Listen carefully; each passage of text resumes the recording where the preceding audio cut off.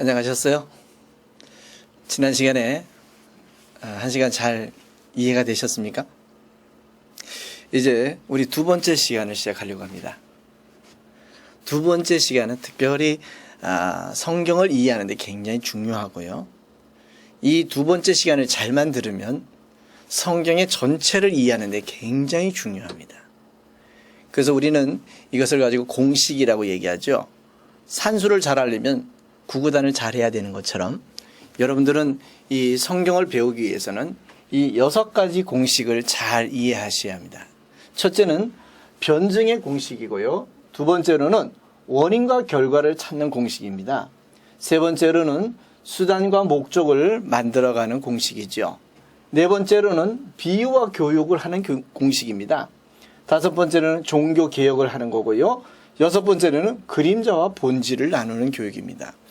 그렇다면 이 모든 공식은 결국은 누구를 소개하려고 하는 것이냐면 예수님을 소개하려고 하는 것입니다. 예수님.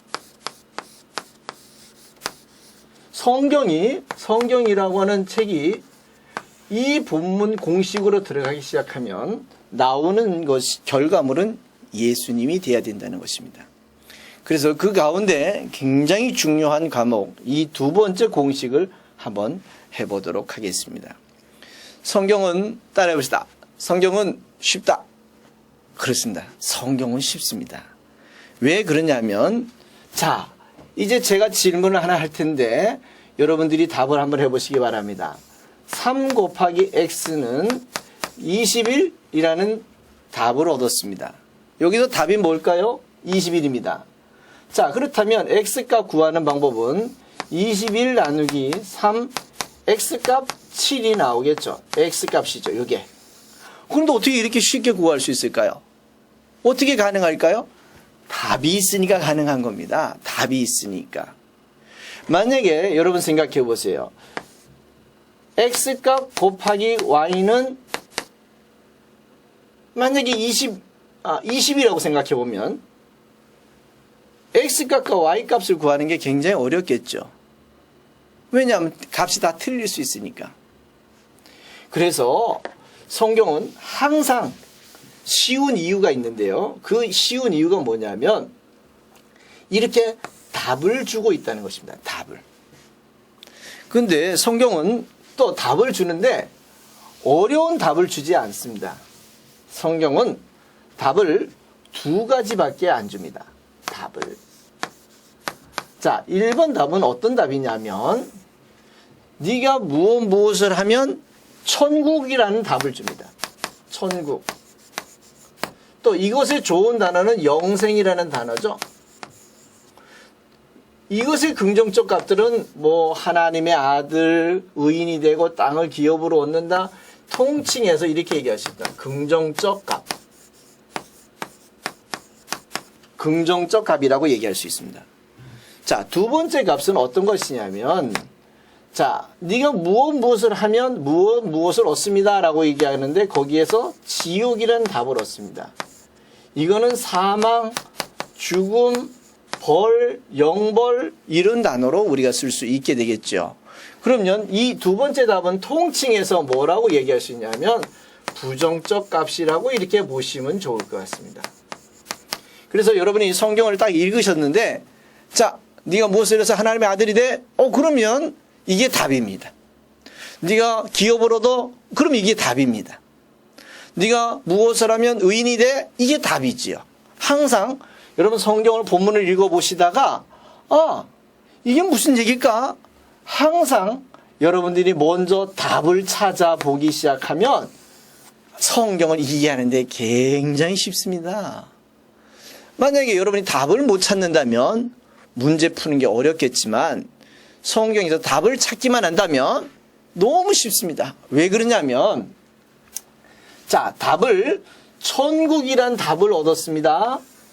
그렇다면 이제 원인값을 한번 찾아봅시다. 원인. 무슨 원인으로 천국을 갈 수 있을까요? 그러면 원인값은 몇 가지가 있을까요? 원인값은 몇 가지가 있을까요? 오직 원인값은 하나밖에 없습니다. 하나. 천국을 가는 원인은 하나밖에 없잖아요. 그 하나가 누굽니까? 그렇죠. 제가 질문을 하면 답을 하는 답이 뭐라고요? 예수라고 얘기만 하시면 된다 그랬잖아요. 자, 천국이라는 결과를 얻었으니까 원인값은 하나. 누구밖에 없어요? 예수밖에 없습니다. 예수. 예수님 외에는 다른 이름으로는 구원을 얻거나 천국을 가는 방법이 없습니다. 여러분도 동의하시죠? 자, 그렇다면 두 번째 답은 어떤 게 있을까요? 지옥이라는 답을 얻었습니다. 지옥이라는 답을 얻었으니까 지옥을 가는 원인값은 몇 가지가 있을까요? 그것도 역시 한 가지밖에 없습니다. 한 가지. 지옥을 가는 원인도 하나입니다. 그러면 누구 때문에 지옥을 가게 될까요? 그 지옥 가는 원인은 예수를 안 믿었으니까 지옥을 가는 거고요. 천국을 가는 것도 예수 때문에 천국을 가고요. 지옥을 가는 원인도 예수를 안 믿었기 때문에 지옥이란 영벌이라고 하는 결과를 얻을 수밖에 없는 것이지요. 여러분들이 성경이 그렇게 많은 내용을 갖고 있지만 그 성경의 많은 내용들은 어떻게 하면 우리가 하나님의 뜻을 알까? 어떻게 하면 우리가 하나님의 계획을 알 수 있을까? 어떻게 하면 우리가 천국을 갈 수 있을까를 설명하는 내용으로 이루어지고 있다는 것입니다. 그 천국을 가는 유일무이한 방법은 예수밖에 없다는 것입니다. 그 예수를 믿느냐 안 믿느냐에 따라서 천국이냐 지옥이느냐라고 하는 결과를 얻을 수가 있다는 것입니다. 그래서 여러분들은 이 성경을 보면서 가장 먼저 답을 찾는 방법을 연구하셔야 합니다. 답을 찾고 나면 원인과 과정값을 다 찾아갈 수가 있게 되는 것이죠. 답을 못 찾으면 이게 왜 이런 말씀을 했을까를 찾기가 어려운 거예요. 자, 그러면 이제부터 그 답을 찾아가는 방법으로 한번 공부를 한번 해보도록 그렇게 하겠습니다. 여러분 성경 속에서 마태복음 5장 5절을 한번 읽어보시겠습니까? 마태복음 5장 5절을 한번 보시면 참 우리가 잘 알고 있는 내용들입니다. 이 마태복음 5장 5절은 온유한 자가 뭐가 있다고요? 복이 있다고요. 무슨 복을 받습니까? 거기에 보면 땅을 기업으로 얻는다라고 이야기합니다. 땅을 기업으로. 자, 이것은 마태복음 5장 5절인데요. 이 마태복음에는 가장 중요한 걸 놓치지 마셔야 합니다. 말씀하시는 분은 누굴까요? 예수님이다. 맞습니다. 예수님. 제가 질문만 하면 누구만 얘기하면 된다고요? 예수님만 얘기하면 됩니다. 말씀하시는 분은 예수님이고요. 자, 그렇다면 듣는 사람은 누구냐라고 이렇게 살아보면요. 듣는 사람은 유대인입니다. 유대인. 이 유대인 가운데는 예수를 믿는 예수의 제자들도 있고요. 또 한편 예수를 안 믿는 사람들도 있고요. 또 예수와 상관없이 종교 지도자들도 있고요. 예수를 죽이려고 하는 사람들도 있고요. 왜 그럴까요? 아까 처음 우리가 1번 공식에서 보셨던 것처럼 이 유대인들이 기다리던 메시아 조건이 있는데 그 메시아 조건이 안 맞는 거 아닙니까? 안 맞는데도 불구하고 예수가 메시아라고 그러니까 이 사람들 입장에서 보면 신성 모독의 죄를 갖고 있습니다. 예수에 대해서 긍정할 수 있을까요? 어렵습니다. 긍정하기가 어렵습니다. 이 예수가 신성 모독의 죄를 범했기 때문에 이 예수를 어떻게 됐든 간에 죽이고 싶습니다.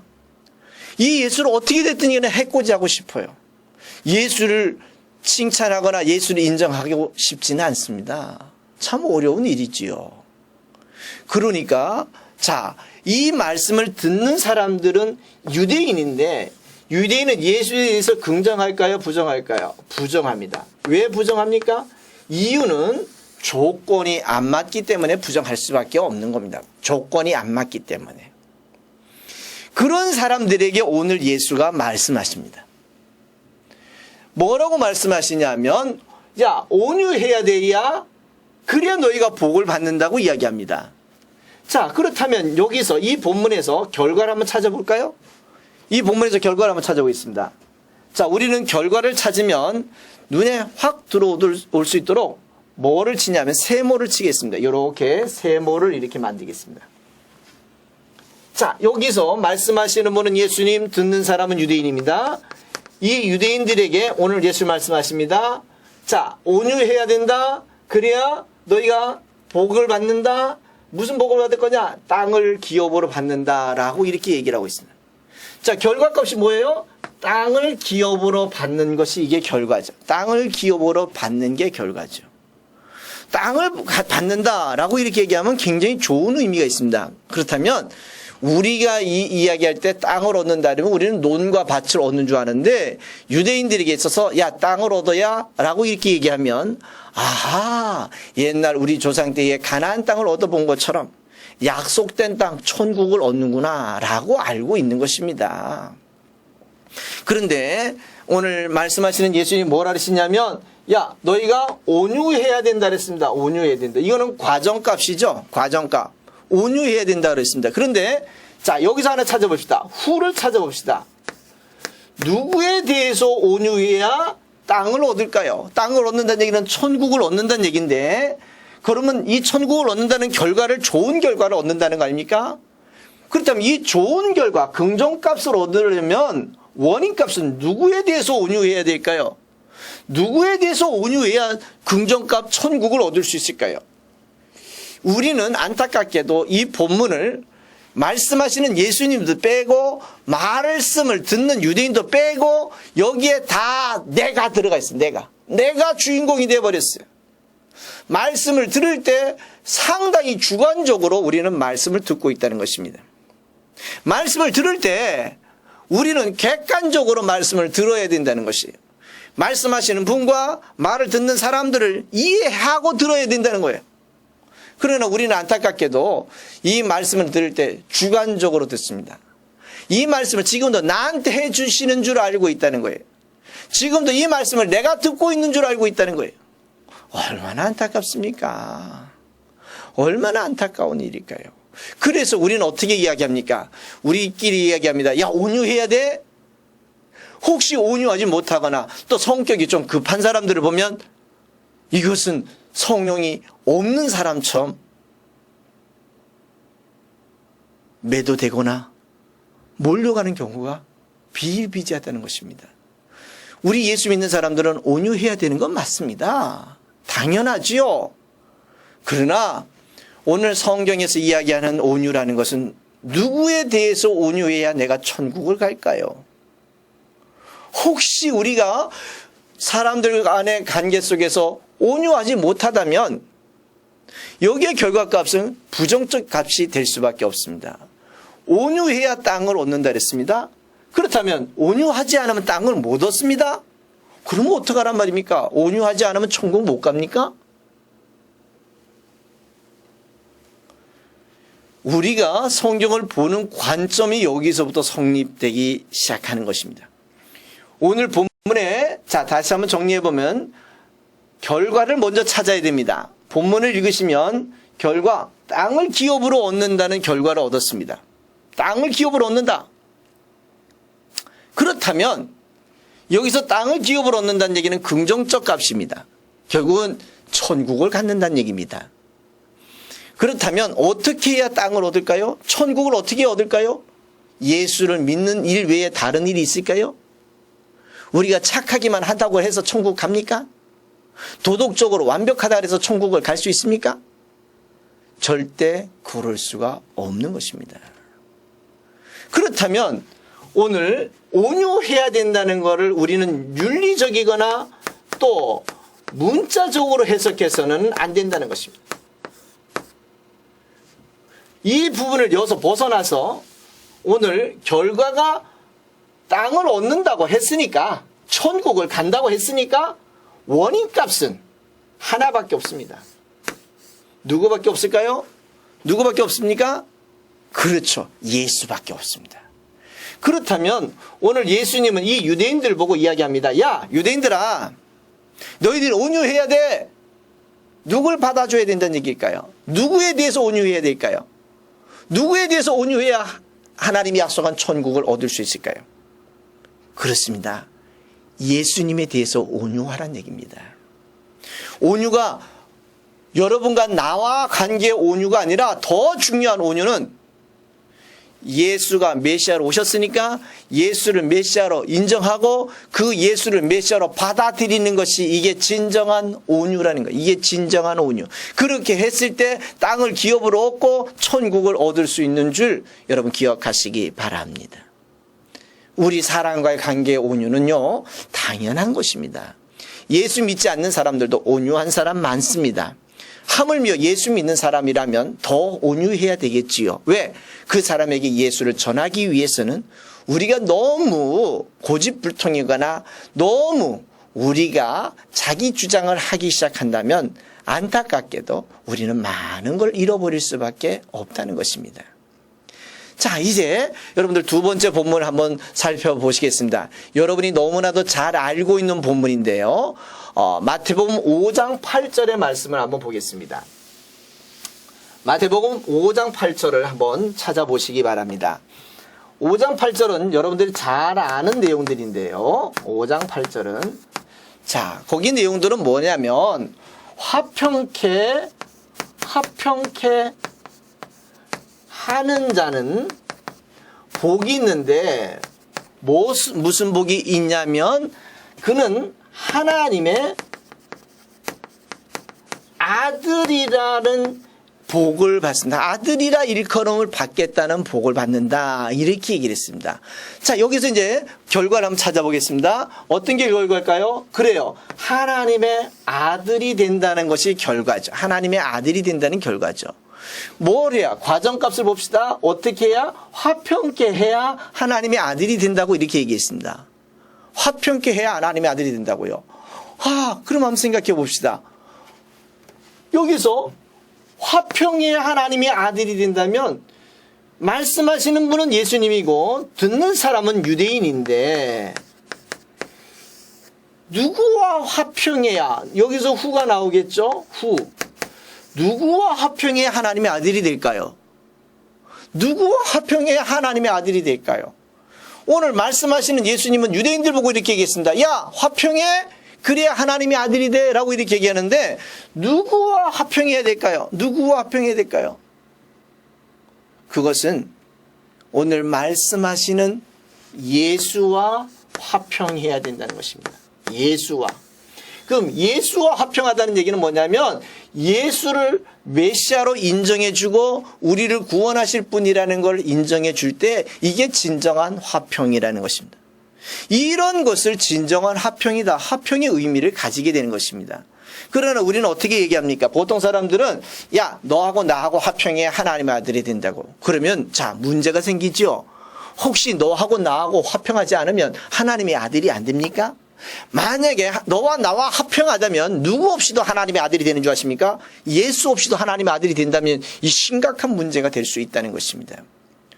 우리는 안타깝게도 그동안 이 말씀을 적용하면서 이 말씀을 윤리적인 말씀으로 적용했습니다. 이 말씀을 문자 적은 것으로 적용했어요. 이 말씀을 나한테 적용하려고 했었습니다. 누구도 빼고요. 말씀하시는 예수님도 빼고 말씀을 듣는 유대인들도 빼버렸습니다. 성경을 이해하고 성경을 적용하는데 안타깝게도 주관적 해석이 되어버리고 말았던 것입니다. 이제부터는 여러분이 성경을 볼 때 참 중요한 방법은 결과를 딱 찾는 것입니다. 자, 너희가 화평케 하면 하나님의 아들이 된다. 자, 여기서 결과는 뭐라고요? 하나님의 아들입니다. 하나님의 아들이 되는 세상의 방법은 몇 가지가 있습니까? 하나밖에 없습니다. 예수 외에 다른 이름으로는 구원 얻을 만한 이름이 없습니다. 그렇다면 누구와 화평해야 하나님의 아들이 될까요? 예수와 화평해야 하나님의 아들이 되는 것입니다. 성경은 이렇게 우리가 가지고 있는 윤리를 들어서 진리를 설명합니다. 윤리를 들어서 천국을 어떻게 갈 것인가 이거를 설명하는 게 성경입니다. 우리가 어떻게 사느냐 이것보다 더 본질적인 것은 어떻게 하면 우리가 천국을 갈 수 있느냐라는 것이 성경의 본질적 사건이라는 것입니다. 이해가 되십니까? 이제 성경이 조금씩 이해가 되셨으면 좋겠습니다. 왜냐하면 모든 성경이 이렇게 해서 여러분이 어떻게 하면 천국을 가게 할까? 어떻게 하면 하나님의 백성이 되게 할까라는 것들을 설명하는 게 이게 성경이라는 것입니다. 자, 그렇다면 오늘 우리가 잘 알고 있는 내용 가운데 하나만 더 설명하고 이 원인과 결과를 찾는 방법을 우리가 이제 맞춰보려고 합니다. 왜냐하면 이 원인과 결과 하나만 잘 찾게 된다면 여러분들이 성경을 이해하는데 굉장히 도움이 되기 때문에 그렇습니다. 이제 여러분 본문을 보면 마태복음 5장 22절 하나를 보겠습니다. 22절 한 절. 여러분 너무나 잘 알고 있는 말씀인데요. 그 말씀을 한번 읽어보시겠습니까? 저하고 같이 읽겠습니다. 시작. 나는 너희에게 이르노니 형제에게 노하는 자마다 심판을 받게 되고 형제를 대하여 라가라 하는 자는 공회에 잡혀가게 되고 미련한 놈이라 하는 자는 지옥불에 들어가게 되리라 라고 이렇게 말씀했습니다. 자, 이 22절 한 절 속에서 자, 결과를 한번 찾아보겠습니다. 뭐라고 그랬냐면 형제 보고 처음에는 뭐라고 얘기를 했습니까? 형제에게 노하면 화를 내면 노하면 어디에 당합니까? 심판을 당합니다. 심판. 자, 두 번째로는 형제 보고 라가라.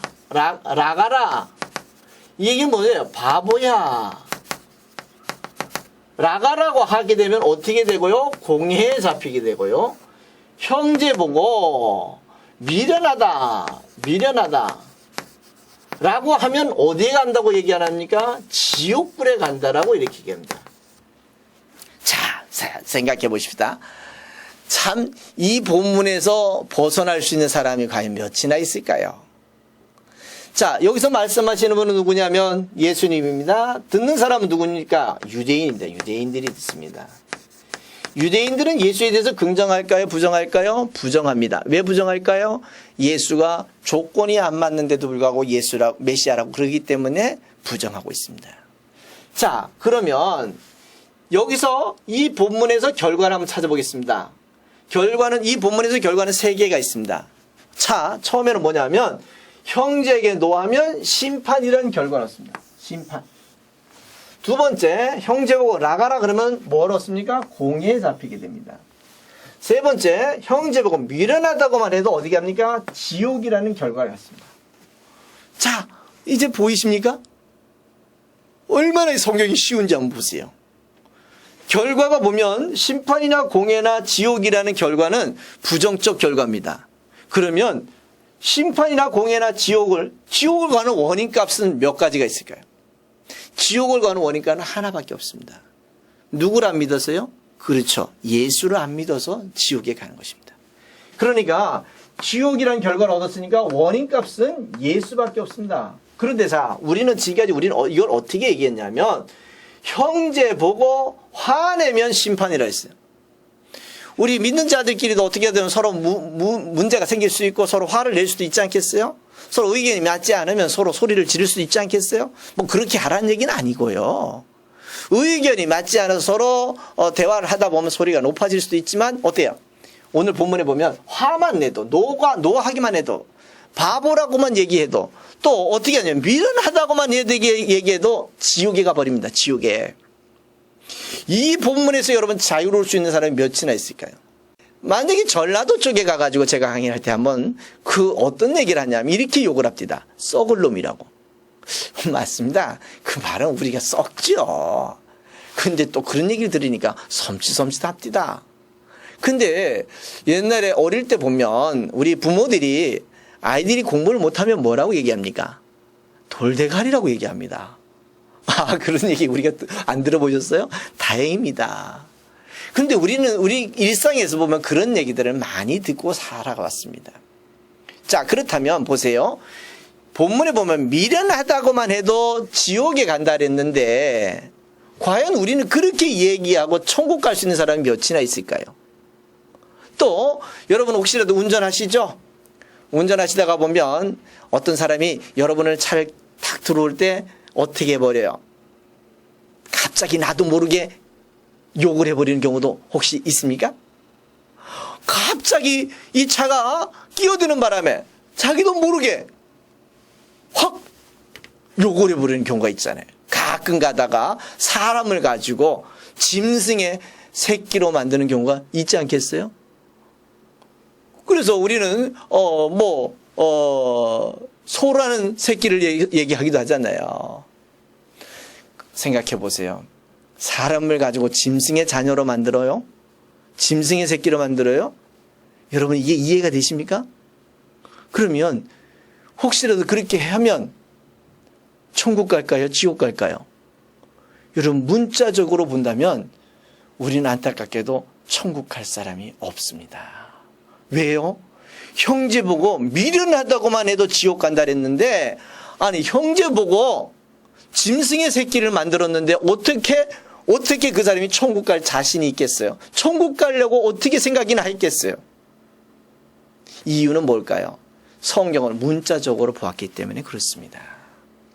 자, 이제 여러분이 결과 찾는 방법을 보시면 와, 그렇구나. 성경은 이렇게 쉬울 수 있겠구나. 성경은 이렇게 우리에게 자유함을 얻게 하는구나 라는 것들을 알게 될 텐데요. 자, 보십시다. 여기서 결과는 3개라고 얘기했습니다. 뭐라고요? 가장 중요한 건 지옥이라 그랬습니다. 지옥불에 가는. 지옥이라고 하는 결과를 얻었으니까 원인값은, 지옥 가는 원인값은 몇 가지밖에 없을까요? 하나밖에 없습니다. 지옥 가는 원인값은 하나. 누구밖에 없죠? 그렇죠. 지가 예수를 안 믿었기 때문에 결국은 지옥에 가는 것입니다. 예수를 안 믿었기 때문에. 그렇다면 오늘 이 본문에서 잘 설명해 봅시다. 말씀하시는 분은 누굽니까? 예수입니다. 듣는 사람은 유대인이에요. 예수님이 이 유대인들 보고 이야기합니다. 야, 너희 형제, 너희가 함께 있는 이 형제 보고 화내지 말라는 얘기야. 너희가 보고 있는 이 형제 보고 바보라 그러지 말라는 얘기야. 너희가 보고 있는 이 형제 보고 미련하다고 그러지 말라는 얘기야. 미련하다가. 근데 유대인들 보세요. 유대인들이 예수를 보고 뭐라고 얘기합니까? 정상이라고 봅니까? 비정상이라고 봅니까? 그래요. 유대인들이 예수를 볼 때 비정상으로 보고 있습니다. 안타깝게도 왜 비정상이냐? 메시아 조건이 안 맞는 사람이 메시아라 그러니까 정상으로 보겠어요? 비정상으로 보겠어요? 그렇죠. 비정상으로 보는 겁니다. 그런 것을 보면서 미련하다고 보이는 거예요. 그리고 그렇게 조건이 안 맞는 사람이 메시아라 그러니까 저 사람들을 향하여 화를 내는 겁니다. 어느 때는 바보 아니야? 조건도 안 맞는 사람이 메시아라 그러네? 라고 조롱하기도 합니다. 그래요. 저 유대인들이 그렇게 이야기할 때는 그런 이유가 있습니다. 왜? 변증의 조건이 안 맞잖아요. 변증의 조건이 안 맞는데도 불구하고 예수는 뭐라고 얘기했습니까? 내가 메시아라 그러니까 그 사람들 보기에 입장에서는 정상으로 보이지 않습니다. 그래서 그 유대인들은 예수를 비정상으로 보기 때문에 예수를 죽였고요. 예수를 죽이고 난 다음에도 전혀 죄의식을 없이 저 사람들은 살게 된 것입니다. 그러니까 오늘 이런 상황에 예수는 이 유대인들 보고 이야기합니다. 야, 너희 형제 누구 보고요? 예수 보고. 바보야, 멍청하다, 미련하다고 이야기하지 마라. 너가 미련하다고 한 그 사람을 어떻게 메시아로 믿을 수 있겠어요? 그러니까 당연히 누구를 미워하지 말라고요? 그렇죠. 예수를 미워하지 말란 얘기예요. 예수를. 오늘 여러분들은 이 짧은 시간에 이렇게 원인과 결과를 찾기 시작하는 겁니다. 결과를 찾고 나면 원인값을 찾기가 너무 쉬운 거예요. 그동안 우리는 결과 찾는 방법을 놓쳤기 때문에 원인값을 다 나한테 두었어요. 윤리로 두었어요. 문자로 두었어요. 기복으로 두었어요. 그래서 여기 이 본문 속에서 우리는 자유하지 못하고 걱정하고 염려하고 또 혹시나 내가 하는 그러한 마음들을 갖게 된다는 것입니다. 그러나 이제 예수를 믿고 있는 여러분과 나는 예수 때문에 천국 가고 예수 때문에 생명 얻고 예수 때문에 영생 얻는 줄 여러분 기억하시면서 그 예수와 함께 예수를 바르게 가르치는 좋은 지도자들이 되시기를 주님의 이름으로 부탁을 드리겠습니다. 네, 이제 우리는 이렇게 해서 두 번째 방을 마쳤습니다. 이 두 번째 방 자체가요, 정말 모든 성경을 이해하는 데 가장 중요한 키입니다. 성경은 어떻게 됐든 간에 우리가 천국 가기를 원합니다. 성경은 어떻게 됐든 간에 우리가 하나님 백성이 되기를 원하십니다. 백성이 어떻게 하면 될까? 어떻게 하면 하나님의 백성으로 살게 될까? 늘 교육하고 가르치고 있다는 것입니다. 이거를 생각해 보면서 여러분들도 좋은 하나님의 지체요, 하나님의 일꾼들이 되시기를 부탁드리겠습니다. 이제 우리 세 번째 방을 공부를 하려고 합니다. 세 번째 방은 무엇을 설명하려고 하는 방이냐면, 오늘 예수님은 당신이 메시아라는 걸 가르치고 싶어 하십니다. 예수님께서 예수님이 메시아다, 예수님이 메시아라는 걸 설명하려고 하는데 사람들은 예수를 메시아로 인정하고 있지 않아요. 그러니까 오늘 예수님께서는 내가 메시아라는 걸 설명하려고 다양한 수단을 쓰십니다. 수단. 그 수단을 쓰는데 어떻게 할까요? 제가 여러분에게 오늘 강의할 때 어떻게 강의하고 있습니까? 칠판이라는 건 수단이죠. 뭘 하기 위해요? 예수가 과연 어떤 분인지를 우리가 같이 나누려고 오늘 칠판을 쓰는 겁니다. 이 칠판이 우리에게 본질이 아닙니다. 이 칠판은 우리가 예수를 아는 일의 수단인 거죠. 수단. 그러면 이 수단이라는 거는 바뀔 수가 있겠죠? 이 칠판이 될 수도 있고, 아니면 화이트보드가 될 수도 있고, 아니면 뭔가 PPT 자료를 보여줄 수도 있겠죠. 뭔가를 다양하게 써서 뭘 하려고요? 예수를 가르치려고요. 맞습니다. 예수님께서도 병을 고치는 것을 목적으로 삼지 않습니다. 병 고침이 목적이 아니에요. 병 고치는 뭐예요? 수단이에요, 수단. 병 고치는 것도 일정할까요? 일정하지 않을까요? 절대 일정하지 않습니다. 생각해 보세요. 안진뱅이한테 눈 뜨라고 얘기할 필요가 있을까요? 아니잖아요. 소경에게는 눈 뜨는 게 필요한 것입니다. 안진뱅이에게는 일어나는 게 필요하지요. 그러면 죽은 사람에게 자, 물 마시라고 하는 게 필요할까요? 죽은 사람에게는 살리는 게 필요하겠죠. 그래요. 각각의 환경이 다 틀립니다. 그래서 병 고치는 것들은 다 수단이에요. 누구를 알게 하게 하고, 예수가 메시아라는 걸 알게 하게 하기 위한 수단이에요. 예수가 메시아라는 걸 믿게 하려고 하는 수단이라는 것입니다. 예수가 메시아라고 하는 것. 그리고 또 예수님께서는 수단을 쓰셨는데 어떤 수단을 쓰십니까? 떡을 먹이는 방법. 우리가 이걸 5병이요 7병이요 라는 얘기를 하잖아요. 떡을 먹이는 게 목적일까요? 안타깝게도 사람들은 떡을 먹은 까닭에 예수를 왕으로 삼으려고 했습니다. 그런데 예수님 그 자리를 비켜버리셨어요. 왜? 내가 떡을 주는 게 목적이 아니라 이 떡을 먹는 걸 통해서 모세를 통해 만나와 메추라기를 먹었던 것을 기억하고, 이 떡을 줄 수 있는 분은 과연 누구냐? 하나님 외에 이것을 주실 수 있는 분이 없다. 그렇다면 이 떡을 주신 예수를 보니까 와, 하나님이 보내신 자가 아니면 할 수 없다는 걸 뭐 하려고요? 교육하려고요. 떡을 먹은 자들에게 예수가 우리를 구원하실 수 있는 메시아라는 걸 교육하기 위해서 오늘 예수님께서는 떡을 먹이셨던 것입니다. 그런데 안타깝게도 사람들은 떡을 먹었기 때문에 예수를 쫓아오는 안타까운 일들이 너무 많습니다. 또한 보세요. 예수님께서 보여주신 수단 가운데 어떤 게 있습니까? 물 위로 걸으시는 것을 보여주시죠. 바람과 바다를 잔잔케 하시는 걸 보여주시죠. 어느 때는 죽은 자를 살리시는 걸 보여주십니다. 또한 어느 때는 죽은 자를 살리기도 하고요. 또 어느 때는 바람과 바다를 잔잔케 하시고요. 다양한 수단을 쓰십니다. 왜 수단을 쓰실까요? 그 다양한 수단을 통해서 내가 메시아라는 걸 교육하려고 하는 것입니다. 예수가 메시아다라는 것을 저들로 하여금 알게 하기 위한 방법이지요. 목적은 뭐예요? 목적은 예수를 아는 것입니다. 예수를 알았으면 그 예수를 믿는 것입니다. 그 예수를 믿었으면 그 예수를 다른 사람에게 전해주는 것이, 이것이 제자들이 해야 될 본질의 모습이라는 것입니다. 그러나 안타깝게도 오늘날 우리는 어때요? 교회 다니는 목적이 뭡니까? 복 받기 위한 거라 그러죠. 그 복이 뭐예요? 10사람에게 이야기해보면 10사람이 원하는 복은 다 각각이 다 틀립니다. 그런 안타까운 현실이 있잖아요. 예를 들어볼까요? 시집을 못 간 처녀에게 있어서 복이 뭘까요? 시집을 가고 싶어요. 그럼 시집을 간 유부녀에게 복이 뭘까요? 그냥 혼자 사는 게 좋다고 또 이렇게 얘기하잖아요. 만약에 여러분 시집간 유부녀가 아이를 낳았는데 딸만 6을 낳았다고 생각해 봅시다. 이 딸 6 낳은 그 유부녀에게 있어서 복은 뭘까요? 아들 하나 낳고 싶어요.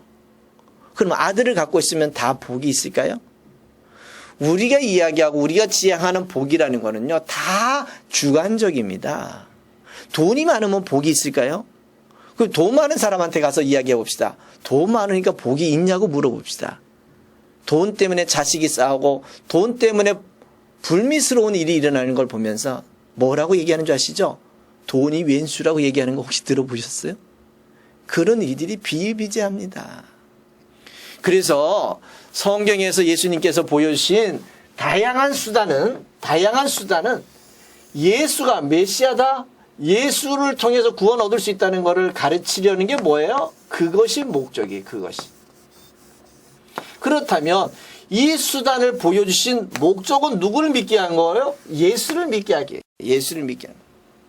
그럼 예수를 잘 믿고 있는 여러분과 나는 어떤 문제가 있을까요? 혹시라도 병이 안 나와도 문제가 있을까요? 문제 없습니다. 혹시라도 여러분과 내가 가난해지더라도 문제가 있을까요? 문제 없습니다. 왜요? 예수가 우리를 구원할 만한 완벽한 신분이기 때문에, 예수를 통해서만 우리는 영생을 얻을 수 있기 때문에 절대로 그런 거 걱정할 필요도 없고 걱정할 이유도 없다는 거예요. 오직 누구만 바라보면요? 예수만 바라보면 되는 것입니다. 그러면 성경에 보면 많은 부분의 기적과 이적의 사건이 있습니다. 예수님께서 다양한 방법으로 수단을 보여주셨습니다. 그러면 그 많은 방법으로 수단을 보여주셨는데 그 목적이 뭐예요? 예수를 알려고 하는 거예요. 그러면 지금까지 많은 수단과 이 기적을 보여주신 모든 것들은 몇 번 방에 들어가면 될까요? 3번 방에 넣으면 됩니다. 3번 방에. 아, 이런 수단을 쓰셔서 예수가 메시아인 줄 가르치려 하는 게 목적이구나. 그렇다면 누가복음 같은 경우는요, 약 한 40% 정도가 이 예수님이 병 고치시는 사건이고 기적을 베푸시는 사건입니다. 마가복음 같은 경우에도요, 거의 한 40% 정도는 예수께서 병 고치시는 것과 기적을 베푸시는 겁니다. 그렇다면 그 40%를 어디에다 넣으면 될까요? 3번 방에다 넣으면 예수가 왜 기적을 보여주셨는지를 알게 되는 것입니다. 예수님께서 이렇게 기적과 이적을 보여주시니까 예수를 믿지 않은 다른 사람들도 이런 얘기를 합니다. 만약에 우리에게 정말 우리가 기다리는 메시아가 온다 한다라도 이 예수가 행한 것만큼 할 수 있을까? 그럴 정도로 예수께서는 기적을 보여주십니다. 이유는 예수를 믿게 하게 한 방법이죠. 기적을 보이는 게 목적이 아닙니다. 나사로를 살리는 게 목적이 아니라 나사로 때문에 예수 믿는 자들이 많아지게 하기 위한 게 목적이라는 거예요. 이런 목적과 수단을 잘만 이해하신다면 혹시라도 여러분 개인에게 있어서 혹시라도 그 수단, 병고침이 일어나지 않는다 할지라도 상관없습니다. 예수를 아는 게 더 중요한 것입니다. 예수를 알아 영생 얻는 것이 우리의 본질입니다. 혹시 우리가 가난해도 상관없습니다. 사업에 실패해도 문제없습니다. 예수를 떠나지 않는다면 예수께서 우리를 통해서 영광 받으시고 예수를 통해서 우리는 영생을 얻을 수 있는 줄 여러분 꼭 기억하시기 바랍니다. 예수님께서 이렇게 다양한 수단을 쓰신 거 여러분 기억하시고 대표적인 사건 혹시 하나 우리가 살펴보시겠습니다. 예수님께서 보여주신 사건 가운데요, 어느 날 문둥병자 고치신 사건 여러분 기억하십니까? 문둥병자를 고치셨는데 이 문둥병자를 왜 고치셨을까? 여러분 마태복음 8장 2절부터 4절까지 나오는 사건인데요. 이 문둥병자를 고치셨어요. 그랬더니 이 문둥병자를 고치셨더니 문둥병자에게 이렇게 얘기합니다. 야, 너가 모세의 명한 예물을 가지고 제사장에게 가서 보이라고 이렇게 얘기합니다. 그렇다면 이 문둥병자를 당시만 하더라도 문둥병이다 아니다라고 하는 판단을 누가 합니까? 제사장이 했습니다. 그러면 이 문둥병자가 제사장에게 가서 보여줬을 때 문둥병이 나은 걸 확인하면 제사장이 뭐라고 물을까요? 야, 문둥병자야, 너 어디서 났냐? 어떻게 나왔냐? 묻지 않겠어요? 그러면 이 문둥병자가 뭐라고 얘기하겠습니까? 저 나사렛 동네에서 난 예수가 나를 고치셨다고 이렇게 얘기하면, 만약에 똑똑한 제사장이었더라면 어떻게 했을까요? 아마 신발을 벗고서라도 뛰어왔을 겁니다. 예수한테 와서 당신이 누구간데, 무엇인데, 어떤 능력으로 이 문둥병을 고칠 수 있냐고 물어봐야 되지 않겠습니까? 예수님은 오늘 이 제사장을 설득하고 이 제사장에게 예수를 가르치는 방법으로 이 문둥병자를 고치셨습니다. 문둥병을 고친 당사자 입장에서는 굉장히 큰 혜택을 받았습니다. 그러나 더 중요한 목적은 이 문둥병자에게 예수를 가르치는 것이요, 또 문둥병자라 진단하는 제사장에게 예수를 가르치는 것이 본질적 목적이라는 것입니다. 문둥병 고치는 것은 수단입니다. 이 수단을 통해서 예수가 전해지는 것을 원하시는 것이 이게 본질적 목적이라는 사실을 기억하시면서, 여러분들이 다양한 이적과 기적이 나옵니다. 그런 거 나올 때마다 몇 번 방에 놓으면 될까요? 3번 방에 놓으면 됩니다. 그러면 누가 나올까요? 예수가 뚝 결과물로 떨어지는 것입니다. 이해가 되십니까? 이제 네 번째 방으로 가보겠습니다. 네 번째 방은, 예수님께서는 당신의 메시아라는 것을 정말 많은 사람들에게 교육하고 싶습니다. 그런데 안타깝게도 기적도 보여주고 이적도 보여주고 다양한 표적도 보여주는데도 불구하고 사람들은 예수를 안 믿습니다. 그런 사람들에게 예수님은 이제 뭘 하시냐? 교육하십니다. 누구에 대해서 교육하신다고요? 예수님에 대해서, 당신에 대해서 교육을 하십니다. 당신에 대한 교육을 하시는데 어떻게 교육하냐? 정확하게 바르게 본질을 설명하면 안타깝게 이 친구들이 이해를 못했어요. 그래서 예수님은 다양한 비유를 들어서 설명합니다. 비유. 예를 들면 씨 뿌리는 비유, 포도원의 비유, 다양한 비유를 드십니다. 그랬더니 이 비유를 이야기하면 당시 유대인도 알아먹습니다. 아, 저건 우리에 관한 얘기구나. 저거는 우리가 저렇게 하라는 얘기였구나. 이런 것들을 알아듣습니다. 대표적으로 여러분 비유를 한번 보십시다. 여러분이 잘 알고 있는 말씀 가운데, 이른 보화를 찾는다든가, 또 예수님께서 말씀하시는 것 가운데 하나가 무슨 사건이 있었냐면, 너희들이 보화를 사라, 진주를 찾았으면 진주밭을 사라 라는 이런 이야기 혹시 여러분 기억하십니까? 진주를 사라 라는 얘기는 결국 뭘까요? 무엇을 사야 되는 걸까요? 무엇을 사는 것이 진정한 진주를 사는 것일까요? 그러면 이 진주를 사기 위해서 어떻게 해야 될까요? 이런 것들을 여러분 살펴보시면 아마 굉장히 도움이 될 겁니다.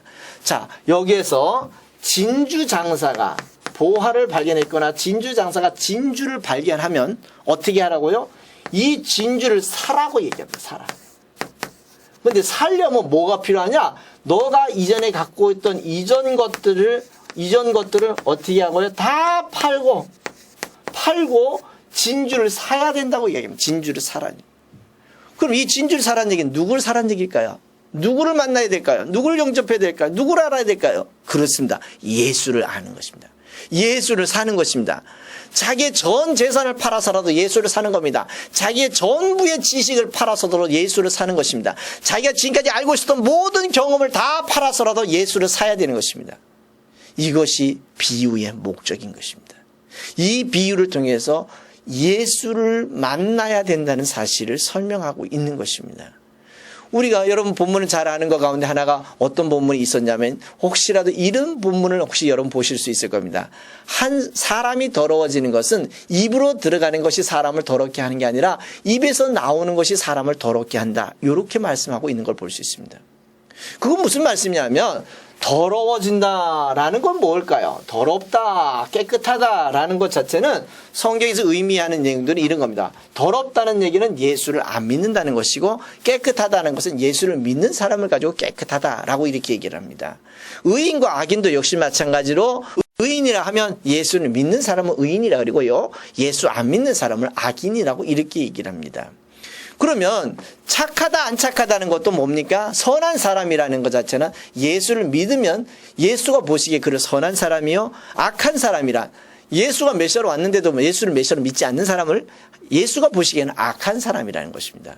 그래서 항상 선과 악, 더러운 거, 깨끗한 거, 긍정과 부정을 늘 설명하면서 결국은 깨끗하다, 선하다, 착하다라는 것 자체는 예수를 메시아로 믿는 여러분들이 착한 사람이고 여러분들이 선한 사람이고 비록 도덕적으로, 윤리적으로, 사회적으로 우리가 좀 부족하다 할지라도 예수가 보시는 입장에서 보면 여러분과 나는 정말 깨끗하고 착한 사람들이라는 것입니다. 비록 우리가 사회적으로 범죄한 거, 사회적으로 실수한 거, 인간적으로 실수한 거 이건 우리는 값을 치르고 만다는 것입니다. 용서를 구하거나 용서를 해줘야 되는 문제들이 우리에겐 있지요. 그러나 오늘 예수님께서는 다양하게 더러워진 결과라는 것은 입에서 나오는 게 더럽다는 얘기는 무슨 얘기냐면 예수를 메시아로 거부하거나 예수가 메시아가 아니라고 왜곡시키거나 예수가 메시아가 아니기 때문에 죽여버려야 되겠다거나 결국은 사람이 더러워지는 이유는 예수를 거부했기 때문에 더러워지는 것이지 사람의 입으로 들어가는 게 사람을 더럽게 하는 게 아니라고 이야기합니다. 입으로 들어가는 건 나중에 다 배설물로 나와버린다라고 이렇게 정의해버렸습니다. 그렇게 말씀하시면서 지금까지 있었던 모든 시스템들을 예수님이 뒤집어 엎습니다. 지금까지 가지고 있었던 모든 과정들을 뒤집어 놓고 이제는 누가 깨끗하고 누가 더러운 것이냐? 예수를 믿는 사람은 깨끗한 사람이요 예수를 믿지 않는 사람은 더러운 사람이라고 이렇게 정의해버리고 마는 것입니다. 그래서 여러분 비유를 보면 이거는 교육을 하시려는 거구나. 누구에 대해서요? 예수님에 대해서 교육하려고 하시는 의도가 있다라는 걸 여러분이 잘 이해하시면 정말 비유풀이는 이제 끝난 것입니다. 이제 비유풀이를 다른 주관적이거나 자기 생각으로 끌고 갈 필요가 없는 것입니다. 이 비유에서 누구를 찾아내면 된다고요? 예수를 찾아내면 됩니다. 예수를 찾아내기 시작하면 이 비유풀이는 이제는 더 이상 난해거나 어려운 문제가 없다는 것입니다. 이런 일들을 여러분 잘 기억하시고 이제 비유가 나오면 예수님께서 뭔 얘기 하시려고 하는구나. 예수께서 무엇을 가르치려 하시는구나 라는 것들을 잘 이해하시면 좋겠습니다. 자, 이제 여러분과 5번째 방을 공부하려고 합니다. 5번째 방은 참 여러분과 내가 예수를 믿는다는 게 얼마나 귀한지 알게 되는 것이지요. 5번째 방과 6번째 방은 세상의 모든 종교와 우리가 선택하고 여러분과 내가 선택한 이 예수가 얼마나 큰 차이가 있는지를 알려주는 것입니다. 자, 우리 한번 이제 종교라는 정의를 한번 내려보겠습니다. 종교라는 게 뭐가 종교입니까? 종교라고 이야기하면은요, 내세가 있어야 종교라고 얘기합니다. 내세관이 존재해야 합니다. 종교가 내세관이 없으면 그것은 철학이거나 공동체로 그냥 남아있을 수밖에 없습니다. 내세관이 있어야 이거를 종교라고 이야기합니다. 그렇다면 내세를 가려면 꼭 중간에 과정에 뭐가 하나 필요하냐면 사제 절차가 필요합니다. 사제 절차. 그래서 모든 종교는 내세를 얘기합니다. 예를 들면 어떤 종교는 윤회를 얘기하기도 하고요. 어떤 종교에서는 다양한 방법으로 내세관을 얘기합니다. 그래야 종교가 되니까요. 그래서 그 종교에서도 그 내세를 가기 위해서 좋은 세상, 좋은 사람으로 바뀌기 위해서 그 사람들 나름대로도 다 사제 절차를 가지고 있습니다. 어떤 종교에서는 덕을 많이 쌓아야 된다고 이야기합니다. 어떤 종교에서는 봉사를 많이 해야 된다고 이야기합니다. 어떤 종교에서는 자비를 많이 베풀어야 한다고 이야기합니다. 모든 종교가 다 내세관을 얘기합니다. 그리고 사제 절차를 얘기합니다. 그런데 생각해 보세요. 모든 종교가 내세관을 얘기하고 사제 절차를 얘기하지만 내세에 대한 정확한 근거나 정확한 자료를 제시해 준 종교가 있습니까? 세상의 모든 종교가 내세를 얘기하지만 내세를 제시하거나 내세에 대한 자료를 보여준 종교가 있습니까? 없습니다. 정말 다행스러운 거죠. 왜 없을까요?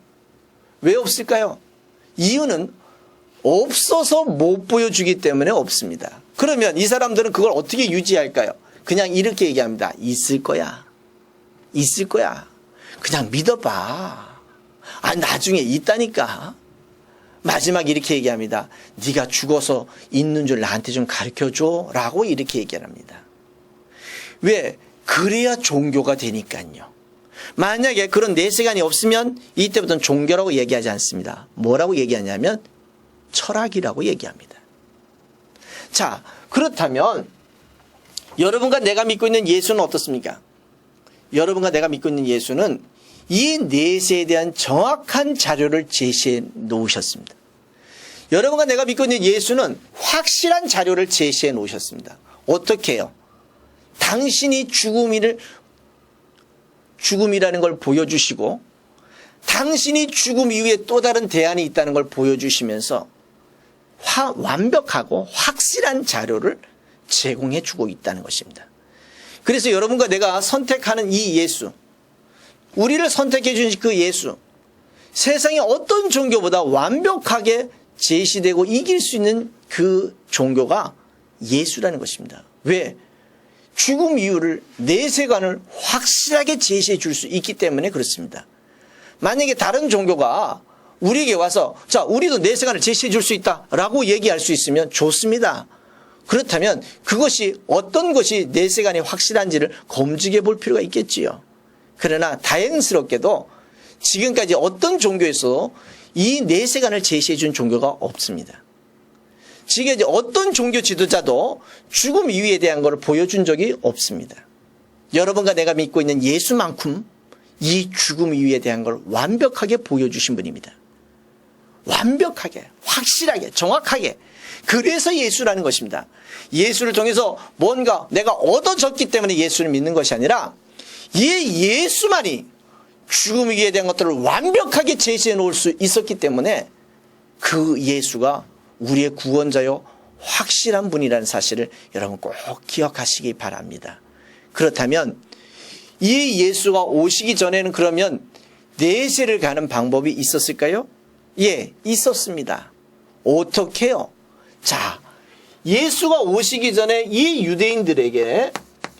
유대인들에게 하나님을 만나는 방법이 있었습니다. 그게 어떤 방법이었냐면 예루살렘 성에서 누가 필요합니까? 제사장이 있어야 되죠. 제사장이 있어야 되고요. 또 뭐가 있어야 되냐면 나의 죄를 용서해 줄 제물이 있어야 됩니다. 이런 절차가 있어야 뭐를 받을 수 있냐? 사제를 받을 수 있고요. 이 사제 받은 이후에 무엇을 얻을 수 있습니까? 내세를 얻을 수 있어요. 천국을 가질 수가 있게 되는 것입니다. 그래서 이 사람들은 그 사제를 하기 위해서 양을 죽이거나 또 비둘기를 또 소를 또 곡식의 가루를 빻거나 다양한 방법으로 사제를 받습니다. 그런 사제 받는 방법에 가장 중요한 위치에 뭐가 있었냐면 이 예루살렘 성이 있었습니다. 이제 예수가 오시기 전에는 이런 방법으로 사제라고 하는 엄청난 것을 얻을 수 있었습니다. 그런데 예수가 오시면서부터 사제받는 패턴이 바뀌어버렸습니다. 예수님께서는 이 사제받는 패턴을 엄청나게 바꿔버리는 걸 볼 수 있습니다. 예를 하나 들어볼까요? 중풍병자가 예수님께 왔을 때 예수님께서 말씀하신 내용이 뭐였습니까? 중풍병자야 뇌죄 사함 받았다고 이야기했습니다. 이 친구가 그 얘기가 뭔 얘기인지 못 알아들었습니다. 그리고 나니까 나중에서야 예수님께서 네 상을 들고 가라고 이야기하니 그제서야 상을 들고 가버렸습니다. 이런 사건을 보고 난 다음에 당시 유대인들이 한마디 한 얘기가 무엇이었냐면 네가 제사장도 아니고 여기 예루살렘 성도 아니고 죄를 용서하기 위해선 피의 제사가 필요한데 피 흘린 것도 없는데 무슨 권리로 네가 이렇게 죄를 사했다고 선포하고 죄를 선포하고 죄의 용서를 네가 이야기할 수 있느냐 이렇게 이야기를 했습니다. 그럴 때 예수님께서 말씀하신 게 내게 사죄하는 권세가 있는 줄 너희로 하여금 알게 하기 위해서 내가 오늘 이 일을 행했다고 말씀하셨습니다. 무슨 말씀이십니까? 이제까지 있었던 제사하는 방법을 바꿔버린 것입니다. 이제까지 하나님을 만나던 그 절차를 바꿔버린 것입니다. 이제는 예루살렘 없이도 제사장 없이도 제물 없이도 예수만 믿으면 예수 안에만 오면 사죄를 받을 수 있는 기회가 되어버렸습니다.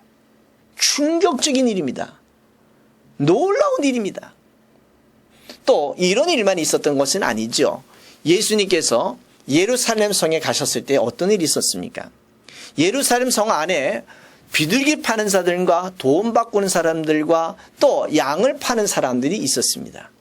그런데 예수님께서 가셔서 이 양 바꾸는 사람들, 돈 바꾸는 사람들, 비둘기 장을 열어가지고 날려버렸습니다. 그리고 돈 바꾸는 사람들의 상을 뒤집어 버렸습니다. 오늘 이 물건들이 뭐 하는 물건입니까? 이 물건들이 다 하나님께 제물로 드려야 되는 물건입니다. 어떤 사람의 죄를 대신 지고 가야 될 제물입니다. 그런데 오늘 예수님은 어떻게 하십니까? 그걸 뒤집어 엎어버립니다. 왜요? 오늘 이제 이 양으로, 비둘기로 이제는 이런 방법으로 사죄하지 않겠다는 것입니다. 충격적인 얘기입니다. 유대인들에게 있어서만큼은 이게 굉장히 놀라운 사건인 것입니다. 어떻게 감히 저 나사렛 동네에 온 예수가 이 거룩하게 드려질 예물을 뒤집어 엎느냐는 얘기입니다. 도저히 상상할 수 없다는 겁니다. 이해할 수 없다는 겁니다. 믿겨지지 않는 것입니다. 도저히 수용할 수 없는 사건입니다. 그걸 누가 행하셨습니까? 예수님께서 행하셨습니다. 또한 예수님께서는 병을 고치실 때 꼭 무슨 날 고치십니까? 안식일 날 병을 고치시는 걸 많이 볼 수 있습니다. 왜요? 안식일의 주체가 예수라는 걸 또 보여주는 방법이지요. 자, 이제 마지막 예수님께서 하시는 방법 하나가 있습니다. 어떤 방법이냐면 예수님께서 저 예루살렘 성을 보시고 하신 말씀이 뭐냐면 저 성을 허물어 버려라. 아니, 이 예루살렘 성을 허물으라고요? 이 예루살렘 성을요? 이 예루살렘 성을 오늘 허물어 버리라고 얘기합니다. 허물어 버리라. 이 충격적인 얘기입니다. 왜 이게 충격적인 얘기냐면 이 예루살렘 성 안에서 지금 뭐가 일어나는 겁니까? 여기서 사죄가 일어나는 거예요. 사죄가. 그런데 저 예루살렘 성을 허물어 버리라고요? 이해가 되겠습니까? 예수를 죽일 때 이 친구들이 또 이걸 가지고 고리를 걸어서 예수를 죽여버렸습니다. 그런데 예수님은 의미가 있으시잖아요. 왜 그랬을까요? 저 예루살렘 성에서는 더 이상 뭐 하지 않을 거니까요. 이제는 사죄하지 않을 거니까. 사죄하지 않을 거니까. 자, 그러면 예루살렘 성에 사죄가 없으면 이 예루살렘 성에 가치가 있나요? 없나요? 없습니다. 예루살렘 성에 존재 가치가 있습니까? 없습니다. 존재 가치가 없는 예루살렘 성은 무슨 의미겠습니까? 의미가 없습니다. 더 이상 여기는 하나님 만날 수가 없습니다.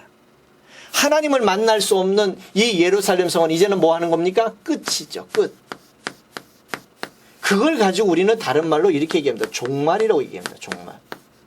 무엇의 종말이냐? 예루살렘 성의 종말입니다. 그렇다면 이걸 좀 더 다른 말로 표현하면 유대인들이 만났던 유대 종교가 더 이상 사죄하지 않기 때문에 유대 종교가 뭐 했어요? 종말을 당했습니다. 종말을. 끝나버렸습니다. 그러면서 이제 예수께서 말씀하시는 거는 이제는 그렇다면 예루살렘 성에서 사죄를 못 받으니까 그러면 누굴 통해서 사죄받을 수 있냐? 그것이 결국은 예수님을 통해서만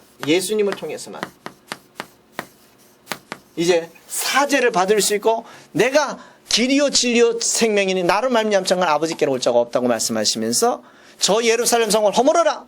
며칠 만에 세우겠다고요? 3일 만에 다시 세우겠다고 말씀하셨습니다. 3일 만에. 이런 엄청난 역사를 예수님이 보여주십니다. 결국은 A 종교, 결국은 유대 종교가 멸망하고 누굴 중심으로? 예수를 중심으로 사죄를 받고 예수를 중심으로 해서 내세가 확실한 증거를 보여주고 있습니다. 예수님께서 저 예루살렘 성을 허물으라고 하시면서 예수가 십자가 지실 때 그가 운명하실 때 성소와 지성소를 가르는 회장막이 그날 둘로 갈라진 것입니다. 이제는 그 성소와 지성소를 들어갈 때 지성소에 들어갈 때는 제사장이 아니어도 들어갈 수가 있는 것입니다. 이제는 누구든지 하나님께 나가기만 하면 제사장의 위치에서 사죄를 요청할 수 있고 하나님을 만날 수가 있게 되는 것입니다. 이것을 가지고 만인 제사장이라고 얘기합니다. 모든 사람이 하나님께 오면 하나님께서 그를 용서하시겠다고 하는 만인 제사장의 의미가 거기에 있는 것입니다. 누구를 통해서 그런 것이 가능해진 것입니까? 예수를 통해서 가능해지신 것입니다. 예수께서 보여주시고 예수께서 제시해 주시고 예수께서 확실하게 나타내 보여주심으로 인해서 얻어진 결과라는 사실을 여러분 꼭 기억하시기 바랍니다. 그 사건이 여러분 잘 아는 마태복음 24장에 나오는 사건들인 것입니다. 예루살렘 성이 언제 멸망할 것인가? 그 예루살렘 성이 어떻게 멸망할 것인가? 그렇다면 그 예루살렘 성이 멸망하고 난 다음에 다음 사건은 어떻게 될 것인가? 라는 것들을 제시해 준 사건이 마태복음 24장, 25장에 나오는 사건들인 것입니다. 그래서 여러분들이 우리가 이 종교개혁이라는 의미를 잘 이해하셔야 됩니다. 유대 종교에서부터 이제는 예수 종교로 바뀌는 것입니다. 그래서 수많은 종교 가운데 우리가 믿는 예수가 왜 중요하냐? 그 예수만이 이렇게 죽음 이유를 제시해 놓을 수 있었고 죽음 이유에 대한 대안을 얘기해 놓을 수 있는 분이기 때문에 예수 외에는 다른 이름으로는 구원을 얻거나 사죄를 받거나 내세를 얻을 수가 없다는 사실 우리 확실하게 이해하고 확실하게 믿어가시는 우리 모두가 되시기를 주님의 이름으로 부탁드리겠습니다. 이제 마지막 방입니다. 이제 여러분과 내가 선택해야 될 마지막 방은 6번 방인데요. 그림자와 본질이라고 하는 방입니다. 그림자와 본질. 그렇다면 그림자라고 하는 것은 우리는 예고, 예언, 예표, 예정입니다. 예고했고 예언했고 예표했고 예정했습니다. 무슨 얘기냐면 세상의 모든 종교와 우리가 믿는 예수가 차이점이 있습니다. 세상의 모든 종교와 우리가 선택하고 우리를 선택하신 그 예수는 차이점이 있습니다. 왜 어떤 차이가 있냐면 세상의 모든 종교는 우연하게 발생합니다. 우연하게. 이게 무슨 얘기냐면 어느 날 사람들이 많이 모이면 이때부터 자기가 지도자가 됩니다. 어느 날부터인가 자기가 뭔가 좀 유별하거나 좀 특출하거나 뭔가 새로운 사건을 발견하면 그때부터 자기가 메시아가 되는 경우가 비일비재합니다. 한국에도 많은 이단들이 생겼는데요. 그 이단들도 처음부터 이단을 하겠다고 시작한 이단은 없습니다. 어느 날 갑자기 자기가 한번 그 일을 시작하다 보니까 사람이 모이다 보니까 이단이 생기게 된 것입니다. 그러면 종교도 마찬가지입니다. 세상에 수많은 종교들이 발생할 때 어때요? 예고된 발생일까요? 아닙니다. 모든 종교는 우연한 발생입니다. 어느 날 동쪽으로 가보니까 사람들이 늙어지고 있고 또 아파하고 있고 또 죽어가고 있는 사람들을 보면서 사람은 왜 이런 문제를 생길까? 고민을 하기 시작하죠. 고민을 낳다가 철학이 되고 철학이 해결 안 되는 죽음의 문제를 해결하려고 하다 보니까 종교가 생기기 시작한 거거든요. 그러니까 우리가 세상의 모든 종교는 우연하게 발생했지만 여러분과 내가 믿고 있는 예수만큼은 창조로부터 시작해가지고 최소 이 메시아가 오시기 전 400년 전부터 창조 때부터 이 예수를 보낼 거고 예수가 올 것이라고 예고가 되어 있다는 거예요. 예고가.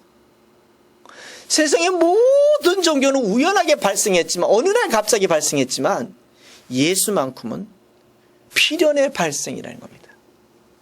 이게 세상의 종교와 우리가 선택하고 우리를 선택하신 예수의 차이점의 가장 중요한 차이점 가운데 하나입니다.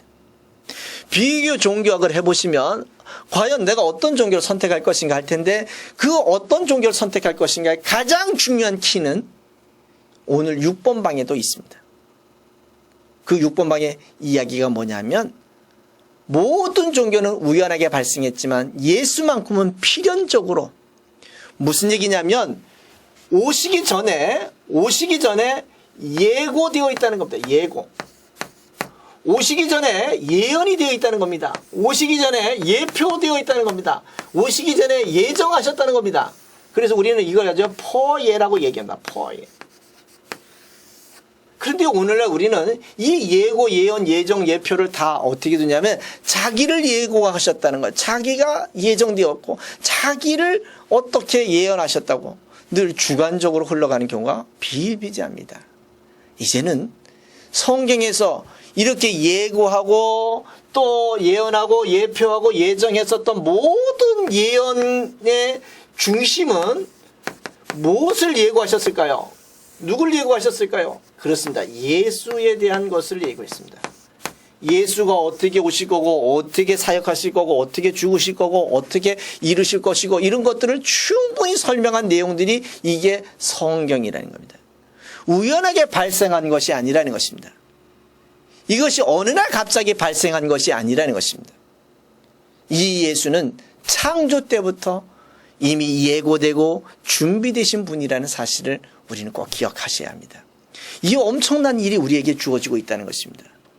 그래서 세상의 많은 종교 가운데 왜 예수냐라고 이렇게 묻는다면 우리가 믿는 예수는 우연하게 설명되어진 분이 아니라 이렇게 구약 성경을 통해서